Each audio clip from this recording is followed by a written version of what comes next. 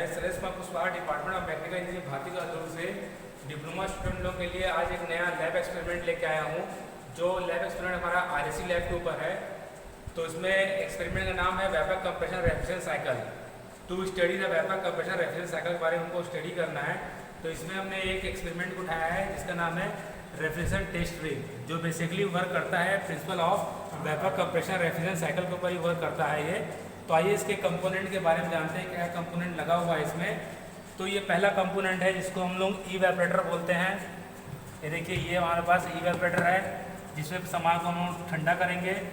इससे कनेक्ट हो गया है अपने पास, इसको बोलते हैं हम लोग कंप्रेशर बोलते हैं। फिर कंप्रेशर से कनेक्ट होकर हमारे पास कंडेंसर है। फिर कंडेंसर से कनेक्ट होकर हमारे पास ये एक्सपांसन वाल्व है, या फिर इसको थ्रोटलिंग वाल्व बोला जाता है। फिर थ्रोटलिंग वाल्व से कनेक्ट होके फिर ये कहाँ इवेपोरेटर में चला जाता है। तो कंप्लीट साइकिल चलते रहता है। ये क्या होता है, कंप्लीट साइकिल चलता है। इसमें दो अपने पास प्रेशर के लिए, एक सक्शन प्रेशर के लिए हमारे पास मीटर लगा हुआ है, दूसरा डिस्चार्ज प्रेशर के लिए लगा हुआ है। और यहाँ पर हमारे पास कितना हम इलेक्ट्रिक यूज़ करेंगे किलोवाट पर आवर में, जिसका रीडिंग हमको यहाँ से मिलेगा। ये हमारे पास कुछ रीडिंग है 1 2 3 4, देखते हैं क्या क्या है। तो 1 को बोलते हैं हम लोग temperature of vapour refrigerant inlet to compressor, यानी कि टेम्परेचर 1 रीडिंग मिलेगा जो लिक्विड रेफ्रिजरेंट होगा जो कंप्रेशर पे आएगा, है ना, उसी को लेंगे। दूसरा है temperature of vapour refrigerant outlet from compressor, compressor से जो आउटलेट होगा उसको निकालेंगे। तीसरा है अपने पास temperature of liquid refrigerant outlet for condenser, condenser जो आउटलेट रहेगा उसको रीडिंग लेंगे। तीसरे में हम लोग यहाँ पे चौथे लेंगे हम लोग temperature of liquid refrigerant outlet from expansion device. ये एक्सपांसन डिवाइस लगा है, इससे जो रीडिंग आएगा चौथा रीडिंग रहेगा। अगला लास्ट हमारे पास पांचवा temperature of water in the chiller, इसको हम लोग चिलर ही बोलते हैं, जो इवेपोरेटर के नाम जाने जाते हैं। तो पाँचवें इसके अंदर का रीडिंग हम लेंगे। तो सबसे पहला काम है हमारे पास इस मीटर की रीडिंग को हमको नोट करना है। तो आइए इस मीटर की रीडिंग को हम नोट करते हैं। देखिए, ये मीटर का रीडिंग कितना है हमारे पास 150, यानी कि जीरो को छोड़ देते हैं हमने हमें, तो 15 किलोवाट पर आवर। यहाँ मीटर रीडिंग लिख लेंगे हम लोग 15 किलोवाट पर आवर। यहाँ से हम स्टार्ट करेंगे। तो हर एक रीडिंग के बाद अपने को कम से कम 5 से 6 मिनट रुकना है ना। तो इसको कंटिन्यू हम रीडिंग लेते रहते हैं 5-6 मिनट रुक के। तो पहला मैं लेता हूँ T1 की रीडिंग। ये देखिए, ये 5 में गया, इधर से हम लोग 1 में इसको कनेक्ट करते तो मेरे को T1 की रीडिंग मिल गया। तो T1 आया मेरे पास -6.2 डिग्री सेल्सियस। तो T1 आ गया अपने पास -2 डिग्री सेल्सियस। ठीक, तो अब इसमें डिस्चार्ज प्रेशर देख लेते हैं इसी कंडीशन पे। सक्शन प्रेशर,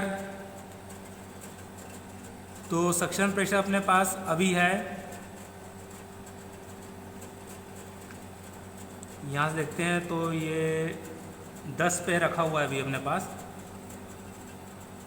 ठीक है, तो 10 ले लेते हैं इसको हम लोग अभी। और डिस्चार्ज प्रेशर देखते हैं, तो ये डिस्चार्ज प्रेशर है हमारे पास, ये 40 है, ये 50 है। तो करीबन ये अपने पास अभी 48 के करीबन है ये अभी। ठीक, अब पहला T1 रीडिंग ले लिए हैं, तो 5 से 10 मिनट रुकते हैं। उसके बाद हम T2 रीडिंग लेते हैं। तो अब लेते हैं हम T2 रीडिंग। ये T2 मिल गया अपने को। T2 है हमारे पास 76.8, ये T2 रीडिंग हो गया। अगला उसके बाद हम लेते हैं T3। तो T3 लेते हैं 42.5।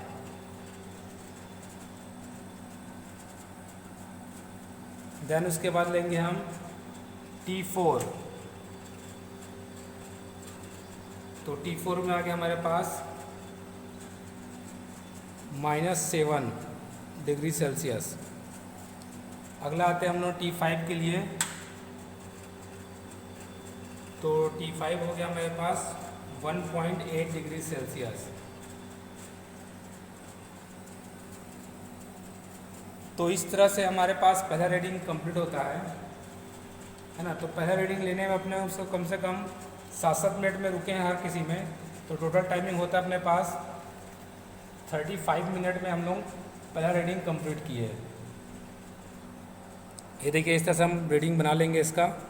Serial number, time in minute, P1 P2 T1 T2 T3 T4 T5 और मीटर का रीडिंग। अब ऐसी एक्सपेरिमेंट को हम लोग 3 बार दोहराएंगे। ये पहला हो गया, ठीक है। फिर उसके बाद हम लोग मीटर रीडिंग फिर नोट करके सेकंड सीरियल नंबर लेंगे, उसके बाद थर्ड। इस प्रकार हमने 3 रीडिंग लेंगे इसका और तीनों को हम कैलकुलेट करेंगे 1 बाय 1 और उसका COP निकालेंगे।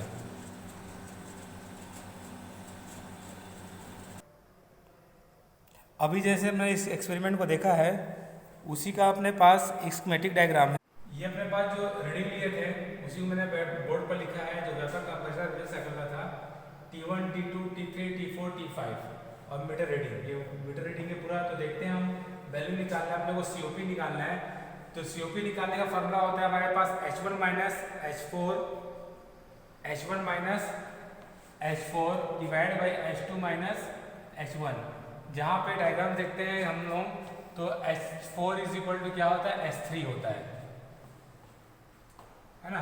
तो पूरी कंप्लीट वैल्यू निकालते हैं हम लोग। पहले H1 निकालने के लिए फॉर्मूला लगाते हैं। ये देखिए, ये H1 लगाने का फॉर्मूला रहेगा अपने पास एक्सपेरिमेंट के थ्रू, और ये H2 निकालने का फॉर्मूला रहेगा एक्सपेरिमेंट के थ्रू, है ना। तो H1 वैल्यू निकालेंगे तो आएगा हमारे पास 266.93 किलो जूल पर केजी। H2 आएगा अपने पास 293.29 किलो जूल पर केजी। उसी प्रकार हम H3 का फॉर्मूला लगाएंगे ये फार्मूले से और निकाल लेंगे H3 की वैल्यू 151.91 किलो जूल पर केजी। तो अपने को सब वैल्यू मिल गई। तो इस फॉर्मूले में रख देंगे हम लोग COP निकालने के लिए। तो H1 minus H4 divide by H2 minus H1 calculate करेंगे तो अपने पास COP आएगा 4.27। ये अपने पास COP एक्सपेरिमेंटल COP है, ठीक है। तो इस तरह से इसको हम सॉल्व करते हैं। Thank you.